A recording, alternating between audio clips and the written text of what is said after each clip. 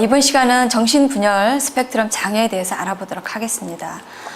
정신분열 스펙트럼 장애는 아주 현실을 왜곡하는 아주 기괴한 사고와 혼란스러운 언어를 주 특징으로 하고 있는데요. 그 심각도에 따라서 스펙트럼 상에 이제 배열이 될 수가 있겠습니다. 자, 지금 정신분열 스펙트럼 장애가 이렇게 7가지로 분류가 되어 있는데요. 밑으로 내려갈수록 심각하다고 보시면 되겠습니다. 그래서 분열형 성격 장애와 약화된 정신증 증후군이 이제 약한 것에 해당이 되고요. 그리고 망상 장애와 단기 정신증적 장애, 정신분열형 장애가 이제 중증, 중정도에 해당이 되겠고요. 그리고 정신분열증과 분열정동 장애가 아주 심각한 장애에 해당되겠습니다. 그리고 이제 단기 정신증적 장애와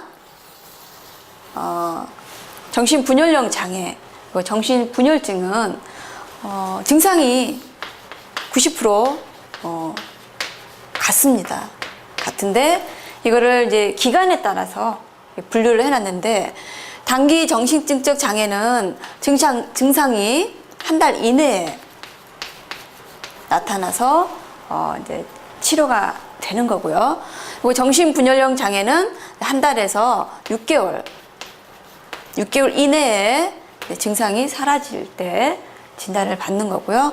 정신분열증은 이제 6개월 이상 지속될 때 정신분열증으로 구분이 되겠습니다. 자, 그러면 이 스펙트럼 장애 중에서 7가지 중에서 가장 대표적인 거 정신분열증 먼저 알아보도록 하겠습니다.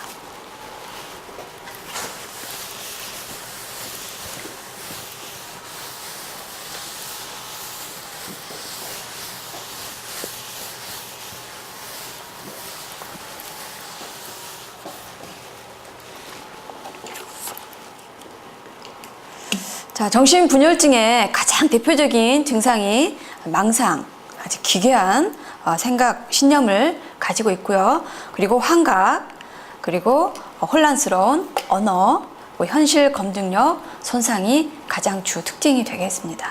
자, 이 중에 이제 망상부터 알아보도록 하겠는데요. 망상은 정신분열증의 가장 대표적인 증상으로서 자신과 타인의 세상에 대해서 아주 기괴하고 잘못된 아주 강한 신념을 가지고 있는 게 망상입니다. 망상의 종류에는 5가지가 있는데요. 먼저 피해망상은 자신이 지금 어떤 피해를 당하고 있는데 뭔가 감시를 당하고 있다. 누가 나를 미행을 한다. 나를 해치려고 한다.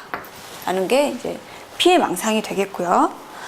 그리고 이제 관계망상은 어떤 이제 사람과의 관계에서 사람과의 관계에서의 망상인데요.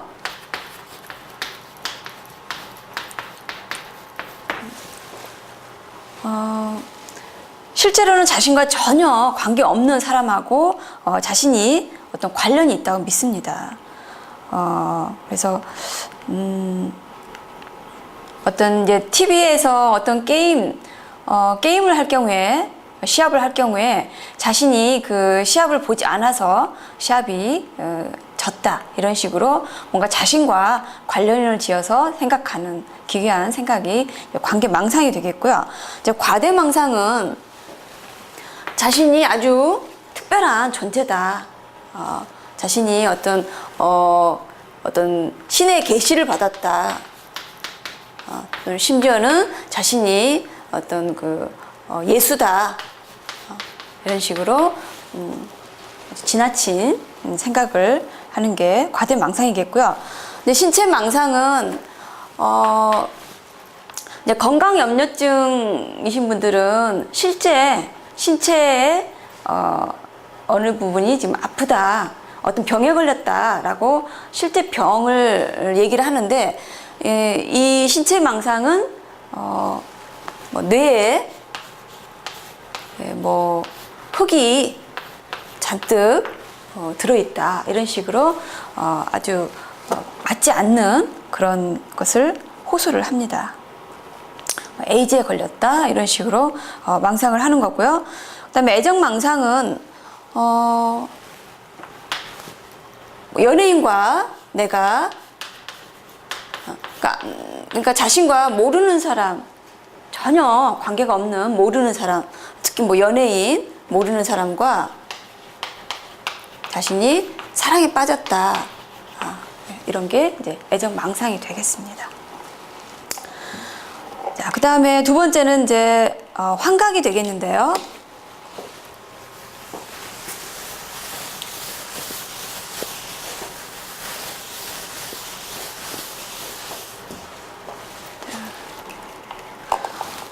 자, 환각도 5가지가 있는데, 환청은 이제 들리는 거죠. 이상한 소리가 들린다. 문 밖에서 누가 계속 문을 두드린다. 이런 소리가 들리는 거고, 환시는 뭔가 보이는 거죠.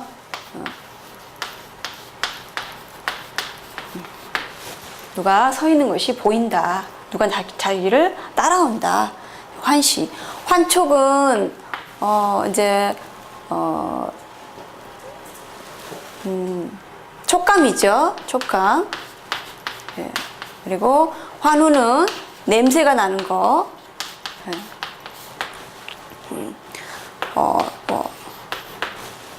독이 들어있다. 음식에 독이 든 냄새가 난다. 예. 그리고 이제 맛이죠. 예. 맛.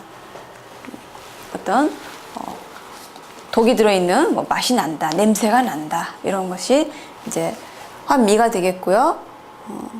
환촉은 이제 뭐 내 피부 속에 뭐 벌레가 기어간다, 뭐 이런 것들이 이제 환촉이 되겠습니다. 자, 그런데 이제 환자들이 이런 환각 증세를 보일 때 잘 구별을 하셔야 될 게 진짜 환각인지 를 잘 구별을 하셔야 되는데요.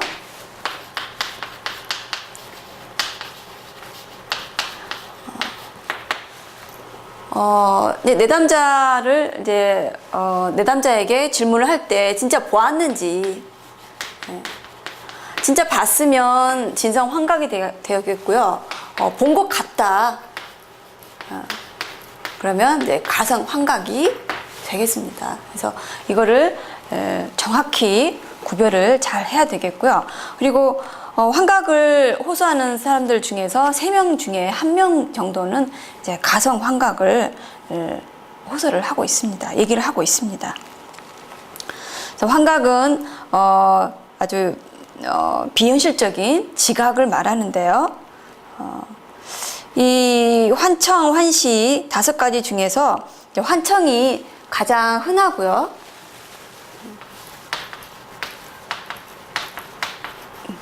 가장 흔하고 환시가 더 환청보다 심각하겠습니다. 심각성 정도는 환시가 심각하다고 볼 수 있겠습니다. 그런데 환시는 어떤 약물을 복용한다거나 치매가 있다거나 아니면은 어떤 뇌 손상이 있을 때도 환시를 보고하기도 합니다. 자, 다음으로는 이제 혼란스러운 언어가 있겠는데요. 혼란스러운 언어는 이제 우리가 와해된 언어라 그래서 뭔가 말을 할 때 어법 순서도 맞지도 않고 또 말 소리도 느릿느릿하고 또 그 횡설수설하고 또 이 말하는 주제에 대해서 자꾸 주제에서 벗어나는 얘기를 하는 것이 혼란스러운 언어가 되겠습니다. 그리고 이제 나머지 또 특징이라 한다면 이제 긴장증이 있겠는데요. 긴장증은 마치 근육이 굳은 것처럼 어떤 아주 기괴한 자세로 오랫동안 있는 것을 긴장증적 행동이라고 합니다. 그래서 그런 긴장증적 행동이 있는지 없는지도 잘 구별이 되고요. 구별을 하고요. 그리고 좀 엉뚱하고 부적응적인 행동들을 많이 하는데 며칠씩 세수를 하지 않는다거나 계절에 맞지 않는 옷을 입는다거나 이렇게 엉뚱한 부적절한 행동들을 하기도 합니다. 그리고 이제 다양한 음성 증상들이 나오는데요. 음성 증상에 대해서 이제 양성과 비교해서 좀 설명을 드리겠습니다.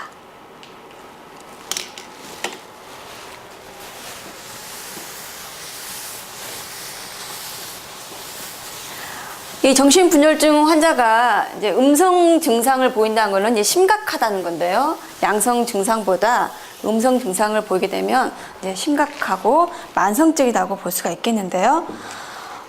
지금 정신분열증 환자들의 증상 두 가지가 양성이 있고 음성이 있는데, 양성 증상은 정상인들한테는 그런 모습이 없고 정신분열증 환자에게만 있는 게 양성 증상이 되겠습니다. 그리고 양성 증상은 강한 스트레스 사건에 의해서 급격하게 발생이 되고요. 그리고 약물 치료에 의해서 쉽게 호전이 되고, 그리고 지적 손상이 적고 경과가 상대적으로 좋은 편입니다. 예후가 좋죠. 그런데 이제 반해서 음성 증상은 음성 증상이라고 하는 것은 이제 정상인들이 나타내는 어떤 적응적인 기능이 없는 경우를 음성으로 보고 있습니다. 이 음성 증상은 가장 대표적인 게 감소된 정서 표현, 그러니까 얼굴이든 말이든 에서 어떤 정서 표현이 거의 없다는 거고요. 그리고 무의욕증, 의욕이 전혀 없는 상태, 그리고 무언어증, 말이 적어지거나 말이 횡설수설하거나, 그리고 무쾌락증, 그리고 사회성이 떨어지겠죠. 비사회성이 가장 큰 특징이 되겠고요. 그리고 음성 증상은 외부 사건과 무관하게 서서히 발전해서 악화가 됩니다. 뇌의 구조적 변화나 유전적인 소인과 관련이 있다고 보고 있고요. 그리고 약물에 의해서 잘 치료가 되지 않습니다. 그리고 지적 기능이 현저하게 떨어지고 경과도 나쁩니다. 그래서 만성 정신분열증 환자들에게 많은 증상이 음성 증상이 되겠습니다.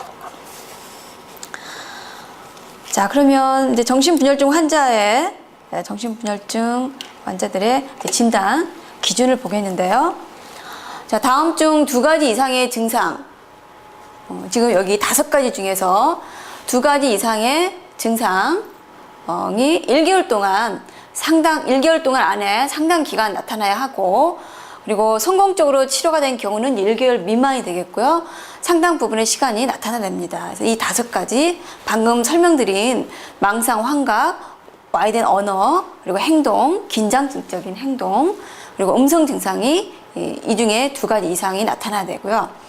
그리고 이 장애가 시작된 후 상당 부분의 시간 동안 1가지 이상의 주요 영역, 그러니까 직업이나 대인관계, 그리고 자기 돌봄에서 현저하게 저하가 돼야 됩니다.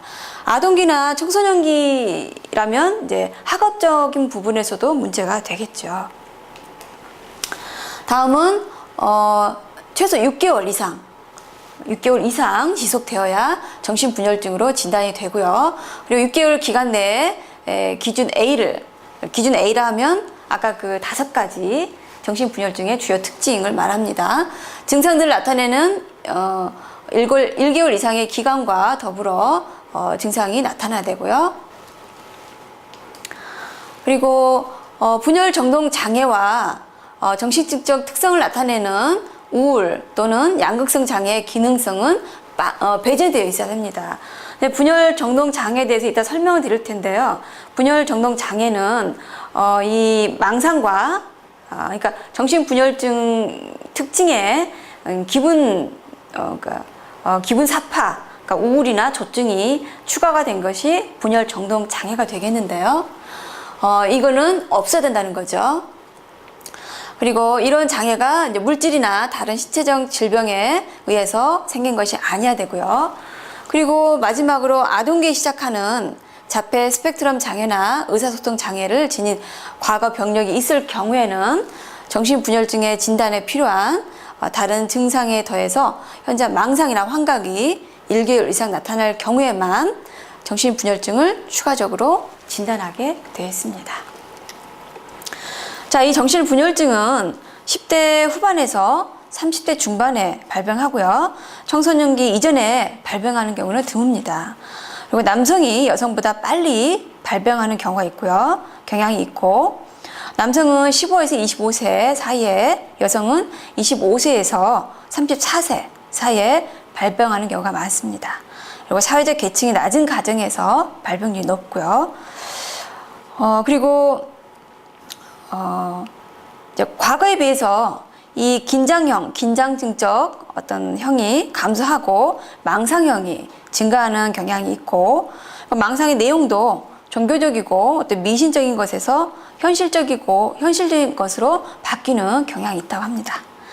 자, 그 원인을 살펴보면은요, 생물학적인 입장에서는 뇌의 장애로 보고 있습니다. 유전적인 요인과 뇌의 구조적인 또 기능적인 결함이 있다라고 보고 있고요. 유전적인 요인으로는 정신분열증이 이 유전적인 요인으로 강력한 영향을 미치고 있는 건데요. 정신분열증 환자의 부모나 형제 자매는 일반인의 10배 걸리는 비율이 높고요. 정신분열증 환자의 자녀는 일반인의 15배까지 걸릴 비율이 높다고 합니다. 그리고 부모 모두가 정신분열증 환자일 때는 어떤 자녀의 36% 정도가 정신분열증을 나타낸다고 보고가 되고 있습니다. 그리고 이제 뇌의 기능적인 이상으로서 정신분열증 환자가 전두엽 피질에 신진대사가 저하되어 있다는 것을 발견했다고 합니다. 그리고 뇌 신경전달 물질에 이 도파민 활동이 과다할 때 야기된다는 도파민 가설이 제기되고 있고요. 최근에는 세로토닌도 주목을 받고 있습니다. 또한 생물학적인 환경으로서 출생 전후에 어떤 환경을 중요시하고 있고 또 주장을 하고 있는데요. 어떤 태내 조건에서 어머니가 아이를 임신 중에 태내에서 어떤 외상이 있거나 영양실조가 있거나 또 감염이나 중독이 있을 경우에 영향을 주게 되고, 또 출생 당시에 또 출산 시에 어떤 외상이 있거나 또는 산소가 결핍됐거나 감염, 출혈 등 이러한 것도 영향이 될 수가 있고, 또 출생 직후에도 영양 부족이나 질병이나 사고로 인한 것들이 원인이 될 수 있다고 주장을 하고 있습니다. 그래서 이러한 요인이 직접적인 요인이라기보다는 어떤 취약성으로 갖고 있을 가능성이 있다라고 보고 있습니다. 그래서 정신분열증 환자 중에 어떤 같은 장애를 지닌 가족이 있는 경우에는 유전적인 요인이 작용한 것으로 보고 있고요. 그런 가족이 없는 경우에는 이제 환경적인 요인이 중요하게 작용했을 것으로 보고 있습니다. 그래서 같은 장애를 지닌 가족이 있는 환자는 어떤 지속적인 주의 집중을 못하고 어떤 주변 자극에 쉽게 이렇게 분산이 되는 주의 장애를 가지고 있다라고 보고를 하고 있는데요. 반면에 같은 장애를 지닌 가족이 없는 경우는 뇌가 위축되거나 출생 전후에 어떤 문제가 있었을 것으로 보고 있고, 생물학적 환경 요인이 그만큼 정신분열증에 영향을 미쳤을 것이라고 보고 있습니다. 인지적 입장에서는요, 방금 말씀드린 이제 주의 장애에 초점을 두고 있는데요. 이 주의는 지적 기능의 수행을 위해서 정보를 선택하고 처리하는데 필수적인 기능입니다. 그래서 이 주의는 수많은 외부 자극 중에서 적절한 정보를 선택하고 또 처리하고 또 부적절한 정보는 억제하는 그런 기능을 가지고 있는데요. 그래서 정신분열증이 기본적으로 사고장애다라고 보고 있습니다. 사고장애가 이 주의 기능의 손상에 기인한 거다고 주장을 하고 있습니다. 그래서 정신분열증 환자들의 주의집중 곤란과 그것으로 인해서 심리적인 혼란을 경험을 하는데, 이 정신분열증 환자들이 그런 심리적인 혼란을 감소시키기 위해서 어떤 단순한 논리로 망상을 발달을 시키고, 또 외부 자극에 대해서 무감각한 태도를 취하면서 사회적 관계를 회피한다고 보고 있습니다. 또 이제 망상형들은 급성 정신분열증 환자로서 주의 폭이 굉장히 확대되기도 하는데요. 이렇게 주의 폭이 확대되는 망상형이나 급성 정신분열증 환자들은 오히려 외부 자극에 지나치게 예민하게 반응하는 경우도 있습니다. 반면에 이제 망상이 없고 그리고 만성 정신분열증 환자들은 이제 반응에 어떤 그런 주의 폭이 협소해서 외부 자극을 잘 포착하지 못하고 또 잘 포착하기 못하게 됩니다. 정신분석적 입장에서는요, 정신분열증을 통합된 자아가 발달하기 이전 상태, 즉 이제 웨디푸스 단계 이전의 심리적인 갈등과 결손에 의해서 생겨나는 장애로 보고 있습니다. 그래서 신경증과 마찬가지로 어떤 갈등과 방어에 의해서 형성이 된다고 보고 있습니다. 그리고 정신분열증에서의 그런 갈등이 훨씬 더 강력하고 그런 방어 기제로 부정과 투사와 같이 원시적인 방어 기제를 사용한다고 보고 있습니다. 또 정신분열증이 처음에는 갈등으로 시작을 하지만 어떤 외부 세계로 행해졌던 리비도 에너지가 점차 이렇게 내부로 철수가 되면서 어떤 자기의 자기상이나 신체상에 투여되면서 과대망상이나 건강염려증적 증상이 나타날 수 있다고 보고 있습니다. 대상관계 입장에서는요, 이제 생애 초기 발달 과정에 초점을 두고 있는데요. 이 어린아이가 생후 1년 이내에 두 가지 인간관계 패턴을 가지고 있습니다. 하나는 피해의식적 입장으로서 자신의 공격적인 상상을 엄마에게 투사해서 엄마로부터 박해받을지 모른다는 어떤 인식을 갖고 있는 게 있고요. 다른 하나는 우울적인 입장으로서 엄마를 공격하는 박해자로서의 죄책감을 가지고 있다 합니다. 그래서 이 엄마에 대한 공격적인 충동을 지니면서 이것을 엄마에게 투사를 해서 피해의식적인 불안을 갖게 됨으로써 외부 세계로부터 철수를 하고 또 분리를 시키고 투사적 동의시 같은 방어 기제를 사용해서 피해의식적인 입장에 고착이 된다고 합니다. 그래서 청소년기 이후에 심한 스트레스를 직면하면서부터 피해의식적 입장으로 퇴행해서 정신분열증을 나타낸다고 보고 있습니다. 또 사회 환경적인 요인으로서는 이제 가족 관계에 주목을 하고 있는데요.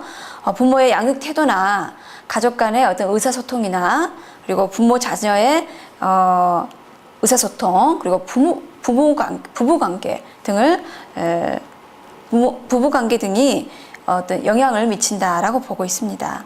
그래서 정신분열증의 어머니들은 어떤 부적절한 양육 태도를 보이고 있는데, 어머니들은 대부분 차갑고 지배적이고 자녀에게 갈등을 조장하는 경향이 있다고 보고 있습니다.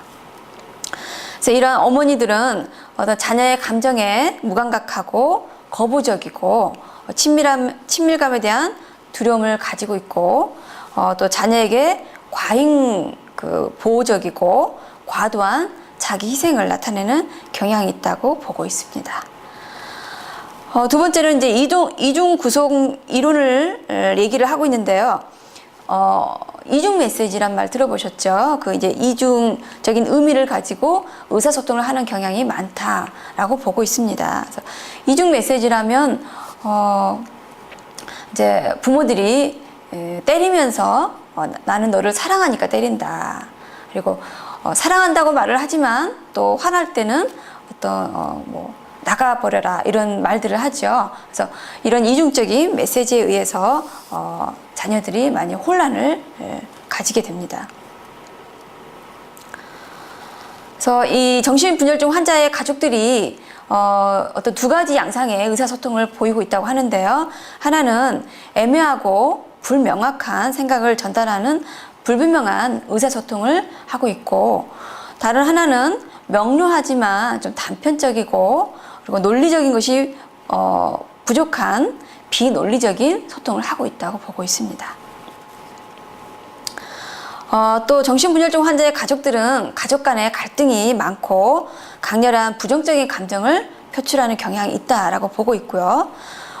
정신분열증 환자의 가족은 비판적이고 분노 감정을 과도하게 표현하고 또 이런 환자에 대해서 과도한 간섭을 나타내는 주장이 제기되고 있습니다. 그래서 환자가 재입원한 비율은 분노 정서의 표현이 낮은 가정에서는 10%인데 분노 표현이 높은 가정에서는 58%였다고 연구 보고가 되고 있습니다. 마지막으로 부모의 부부관계에 또 문제가 있다고 보고 있는데요. 부부 유형이 두 가지로 보고 있습니다. 하나는 편향적인 부부 관계로서 수동적인 배우자가 정신적으로 건강하지 못한 배우자에게 가족에 대한 어떤 통제권을 양보한 채 자녀에게 집착하는 경우를 말합니다. 예를 들어서 가부장적이고 어떤 폭군적인 남편에게 수동적으로 아내가 수동적으로 순종을 하면서 자녀에게 과도하게 집착하는 그런 의존적인 어머니에 해당되고요. 다른 유형은 분열적인 부부관계가 되겠는데요. 이거는 이제 만성적인 갈등 상태에서 서로의 요구를 무시하고 자녀를 자기 편으로 만들기 위해서 치열하게 경쟁하는 그런 모습을 보이는 부부관계입니다. 특히 여자 정신분열증 환자의 부모에게서는 이런 유형이 많았다고 보고 있습니다. 또한 사회 문화적 환경이 또 영향을 준다라고 보고 있는데요. 사회 경제적인 하류층이나 도시에 거주하는 하류층에서 많이 발견을 하고 낮은 사회 계층에 속하는 사람들이 타인으로부터 부당한 대우를 받거나 낮은 교육 수준을 가지고 있거나 또 낮은 취업 기회와 그것으로 인해서 많은 스트레스와 좌절을 겪었을 것으로 보고 있습니다. 그리고 이제 취약성 스트레스 모델이라는 것을 이제 또 주장을 하고 있는데요. 자, 이제 취약성 스트레스 모델인데 어떤 취약성을 이미 가지고 있을 것이다. 그게 어떤 거냐면 이제 생물학적인 소인과 생물학적인 어떤 유전자나 아니면 뇌 이상이나 이런 취약성을 가지고 있거나 아니면 심리 사회적인 어떤 요인을 가지고 있었을 것이다. 그러니까 부모의 어떤 양육 태도나 부적절한 양육 태도나 그리고 어떤 개인의 어떤 반응, 어떤 특징적인 반응들 이런 것들을 취약성으로 가지고 있다가 어떤 환경적으로 스트레스가 그 취약성을 넘어섰을 때 그럴 때 이제 정신분열증이 발생한다라는 취약성 스트레스 모델을 또 주장하고 있습니다.